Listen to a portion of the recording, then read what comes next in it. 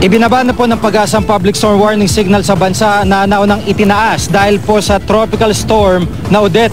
Mabagal o halos hindi kumikilos ang bagyo. Hulitong namata ng Pag-asa sa layong 815 kilometers silangan ng Tuguegarao City. Taglay nitong lakas sa hangin malapit sa sentro na umabot ng 65 kilometers per hour at bugsong 80 kilometers per hour. Sa forecast ng Pag-asa, hindi nasakop ng cone of uncertainty ang ilang bahagi ng northern Luzon. Ibig sabihin, posibleng hindi agad daanan ng bagyo ang bahaging ito ng ating bansa.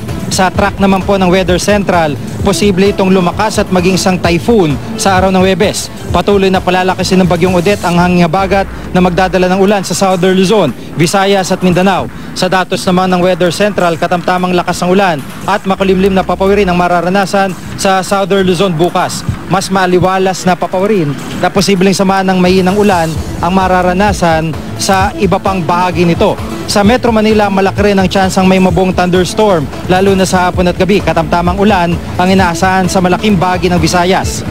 Magiging mas maliwalas naman po sa malaking bahagi ng Mindanao, maliban sa mahinang pagulan sa ilang bahagi ng rehiyon ng Soc-Sargen at Zamboanga Peninsula.